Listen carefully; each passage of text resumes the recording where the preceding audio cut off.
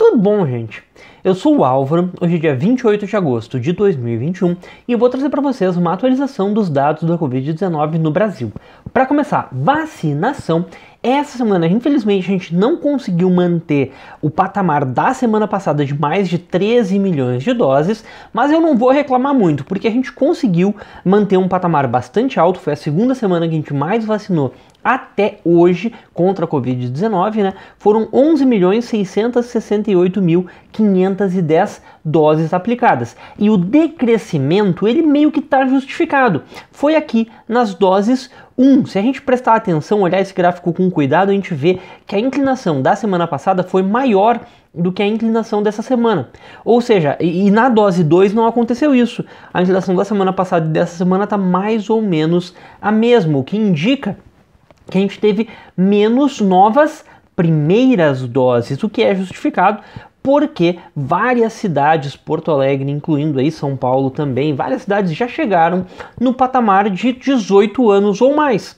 Então não tem mais esse novo grupo para abrir. Agora essas cidades estão esperando que a população faça a adesão máxima, que chegue o mais perto possível de 100% desses grupos vacináveis vacinados. Eu sei que já tem cidades abrindo para 12 a 17 anos, que pode ser feito com a vacina da Pfizer, mas só que aí depende um pouco de ter essas doses e não precisar utilizar essas doses que tem para completar o esquema vacinal. Eu sei que aqui em Porto Alegre tá com esse problema, a gente tem vacina da Pfizer, mas só que tá no fim e a gente precisa dessas doses para completar o esquema vacinal dos outros grupos. Então por isso que a gente ainda não está conseguindo entrar nas faixas etárias de 12 a 17 anos, e isso daí com certeza não está acontecendo apenas em Porto Alegre, e por isso que a gente teve uma leve diminuição aqui nas doses 1 da semana passada para essa semana. Mas continuamos com, um patamar bastante alto, acima de 10 milhões de doses por semana. Eu acho que está razoável, pena que demorou tanto para chegar nesse patamar, mas enfim, agora que a gente tem que manter. Doses recebidas, 15 milhões de doses recebidas de novo em uma semana, então ótimo, a gente está conseguindo receber bastante doses de vacina, a gente chegou aqui a 242 milhões de doses disponíveis, tá? E sendo um total aqui de 188 milhões de doses aplicadas, então tem aqui mais de 50 milhões de doses ainda em estoque, que a gente vai usar para completar o esquema vacinal e também talvez para iniciar novos grupos de vacinação. A gente está observando aqui que 63% da população brasileira completa já tomou pelo menos uma dose da vacina e, infelizmente, o patamar das pessoas que completaram o esquema vacinal ainda não está tão alto, foi menos de 30%, menos da metade das pessoas que já tomaram alguma dose da vacina completaram o esquema vacinal. E a gente tem aqui 78 milhões de brasileiros que ainda não tomaram nenhuma dose, então a gente tem que dar um gás aí, ao manter, não é dar um gás, né? Se a gente conseguisse dar um gás, melhor, mas primeiro manter os patamares de vacinação para conseguir chegar nesse grupo aqui de pessoas que ainda não tomaram nenhuma dose e também para completar o esquema vacinal, né? É importantíssimo, é fundamental que não tenha mais nenhum espaço verdinho aqui, porque esse espaço verde é o das pessoas que tomaram a primeira dose, mas não tomaram a segunda dose, né? Então tem bastante gente aqui esperando para completar o seu esquema vacinal e tem muita gente com a vacinação atrasada, a gente tem que buscar essas pessoas. E se a gente for olhar a meta de vacinar toda a população adulta, parece que a gente vai conseguir vacinar toda a população adulta daqui a umas 3, 4 semanas, 23 de setembro, né? Porque faltam 25 milhões de adultos receber a primeira dose das vacinas contra a Covid-19 e a gente tem aqui 84% já recebeu a primeira dose e 38% já completou a vacinação. Isso entre os adultos. Bem, pessoal, mas eu queria falar um pouquinho sobre um papo talvez um pouco polêmico aí, que é para onde o esquema vacinal no Brasil vai agora. A gente tem dois caminhos para seguir. O primeiro caminho, e a gente pode seguir os dois ao mesmo tempo, tá, pessoal? Não é uma escolha de uma dicotomia, a gente pode seguir os dois. A primeira escolha que a gente tem é de aumentar os grupos vacináveis, ou seja, de vacinar aquelas pessoas de 12 a 17 anos e depois vacinar todo mundo, até abaixo de 12 anos. Eu só estou falando de 12 a 17 primeiro, porque esse grupo já está habilitado a receber a vacina da Pfizer. E é que nem eu já disse, a vacina da Pfizer às vezes não está sobrando ainda, né? Então estão segurando para não faltar para a segunda dose quem já tomou a primeira. Agora, outro caminho que até já está sendo discutido, o próprio ministro da Saúde falou que a partir de 15 de setembro já ia começar, já tem várias cidades que já estão falando que vão começar, é a questão da terceira dose. Pessoal, a terceira dose é um assunto razoavelmente polêmico no seguinte sentido. Primeiro de tudo, se tivessem doses sobrando, maravilha, mal não vai fazer, pelo contrário, eu tenho certeza que a terceira dose vai fazer bem. Aliás, só desviando um pouco do caminho, chamar de terceira dose tá errado. A gente tem que chamar de dose de reforço, porque o esquema vacinal das vacinas da Pfizer, Coronavac e AstraZeneca é de 2 doses. Tomou as 2 doses, acabou o esquema vacinal. Qualquer coisa a mais é dose de reforço, tá? Mas enfim, vamos chamar de terceira dose, de dose de reforço. Eu vou tentar me lembrar de chamar de dose de reforço. Esse esquema da dose de reforço tem 2 coisas que o pessoal fala que não sei ainda se era a hora de fazer a dose de reforço. A primeira coisa é: não se sabe qual que é de fato o benefício da dose de reforço. Que tem benefício individual é indiscutível. Tem sim benefício individual. Mas qual que é o nível desse benefício individual e como é que ele se traduz para um benefício coletivo? Ainda não tem uma pesquisa razoavelmente completa. As pesquisas ficam muito no estimulação de anticorpos. Não se sabe ainda qual a eficácia de tomar essa dose de reforço contra tomar só o esquema vacinal de 2 doses normal. Então tem esse primeiro fator. O segundo fator, que na verdade esse primeiro fator, se não tivesse esse segundo, vou dizer que estava nem aí. Mas o segundo fator é que a gente tem que começar a observar que o mundo é um só. E a pandemia está no mundo inteiro. Enquanto tiverem lugares com vacinação na faixa de 5%, 2%, 10%, vacinação muito incipiente, esses lugares são potenciais fábricas de variantes. A gente sabe que é uma questão de tempo. Nesses lugares onde está tendo uma transmissão viral muito grande, onde está tendo uma vacinação muito pequena, é uma questão de tempo até surgir uma variante talvez pior do que a Delta. E quando surgir uma variante pior do que a Delta, pode acontecer, bate na madeira, ó, mas pode acontecer dessa variante escapar do esquema vacinal que já está no mundo inteiro, dessas vacinas que por enquanto são eficazes contra todas as cepas do Covid-19, inclusive a Delta. Todas as vacinas aqui que estão sendo aplicadas no Brasil são eficazes contra a Delta. Se vier uma mutação que escapa da cobertura vacinal até agora, e ela chegar no Brasil, chegar nos países que já estão vacinando aí na casa que nem a gente, 60%, 70%, 80% da população, pode ser que a nossa vacinação resete. A gente não vai ter mais ninguém vacinado, não vai ter mais ninguém imunizado contra uma nova cepa.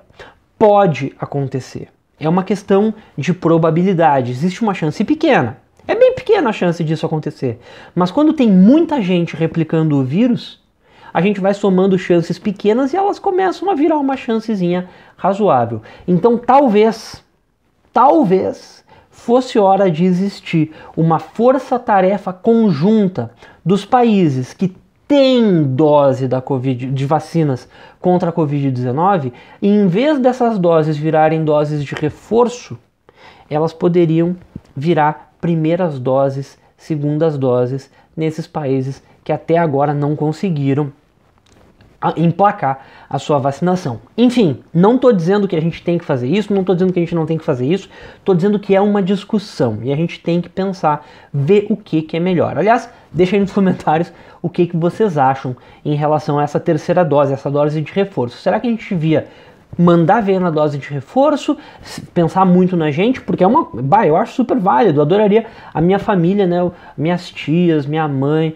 o pessoal mais velho, que tomasse essa terceira dose, essa dose de reforço, né, para estimular mais a sua imunidade, para ficar um pouco mais protegido. Mas por outro lado, a gente sabe que pode ser que daqui a pouco venha uma cepa mais poderosa aqui pro Brasil e recomeçou, ninguém mais está vacinado e vamos ter que pesquisar uma vacina que vá lutar contra essa possível nova cepa, tá, pessoal? Bem, já me alonguei aqui nessa parte, eu não queria ter falado tanto, mas eu tinha que dizer. Vamos lá, vamos continuar com os dados da Covid-19 aqui no Brasil.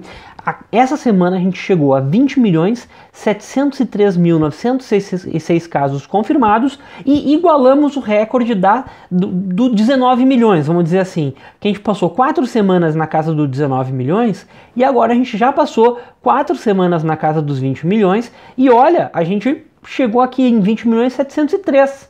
É possível, é muito provável que a gente passe mais uma semana ainda na casa dos 20 milhões, o que demonstra uma desaceleração.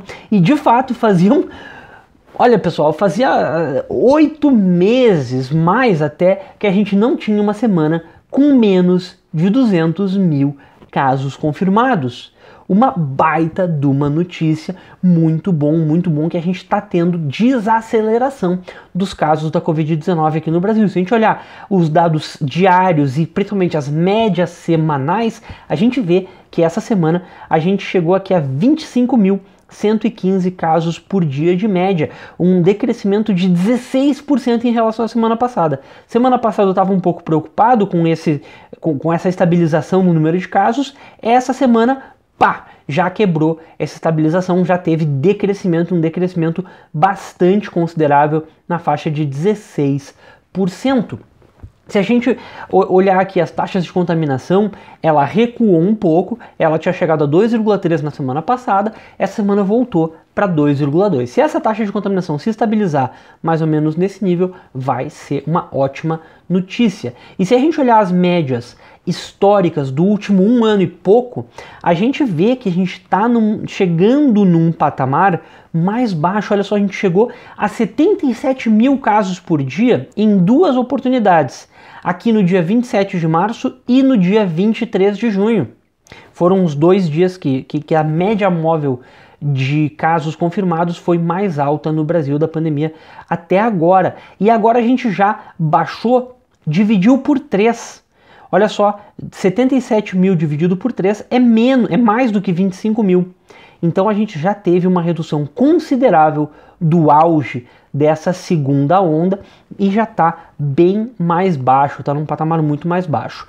Ainda não está num patamar que a gente possa dizer que a transmissão está baixa. Transmissão baixa no Brasil, para o tamanho da sua população, seria entre 10 e 11 mil casos por dia. Eu estou colocando aqui 10 mil casos por dia só para deixar bem claro. Abaixo de 10 mil casos por dia, sim, é uma época de transmissão baixa em todo o Brasil.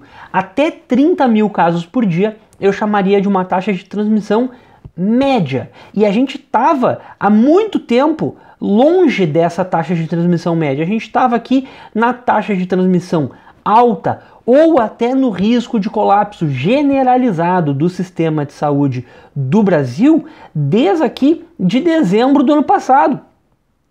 Então, pessoal, essa semana finalmente eu vou poder dizer, chegamos nos menores níveis de transmissão desse ano de 2021. É uma ótima notícia. E agora espero que a gente continue com esse decrescimento para conseguir baixar desses 16 mil casos por dia aqui, que foi o fim da primeira onda no dia 6 de novembro. Quando a gente baixar desses 16 mil, a gente vai estar daí no menor número de contaminações praticamente desde o início da primeira onda, desde lá de maio de 2020, que a gente não atinge um nível, por exemplo, de 15 mil casos por dia. E eu estou torcendo muito para que a gente consiga chegar nos próximos 2 meses em 10 mil casos por dia. Já pensou que maravilha? Mas enfim, o alfa foi 2,2 na semana passada.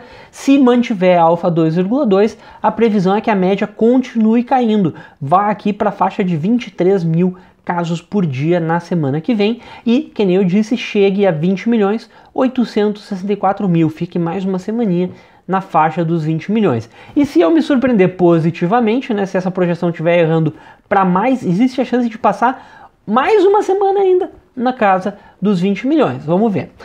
Aqui estão as projeções para a semana que vem, né? Do dia a dia chegaremos a 20.464.000 casos. E a análise de erro da semana passada. Eu tinha projetado 20.731.000, errei para mais, fiquei feliz. A gente confirmou 20.703.000, um erro aqui de 27.000 casos a mais que eu projetei. O que mais que eu posso dizer, meio rapidamente, para não alongar mais o vídeo? A gente baixou de 500.000 casos ativos, fazia também meses e meses e meses que a gente não tinha um patamar tão baixo de casos ativos. E os óbitos, outra notícia maravilhosa, a gente continuou decrescendo, teve 15% de decrescimento em relação ao número de óbitos da semana passada. Essa semana foram menos de 5.000 óbitos, um outro marco que a gente estava louco para quebrar, eu estava louco para baixar de 5.000 óbitos. Tomara que na semana que vem se mantenha. Já pensou, semana que vem a gente baixa de 4.000 óbitos? Seria uma boa, né? Ter um decrescimento de novo na casa de 15% mais ou menos. Vamos lá, tô torcendo por isso. Bem, pessoal, não vou falar mais nada, já disse tudo que eu tinha para dizer, eu acho, mas era isso aí. Boas notícias essa semana. O Brasil como um todo está diminuindo, estamos entrando numa taxa de transmissão média e logo, logo, se tudo der certo, a gente vai chegar numa taxa de transmissão baixa, tá? Então, qualquer coisa, deixa aqui nos comentários. Muito obrigado e até a próxima.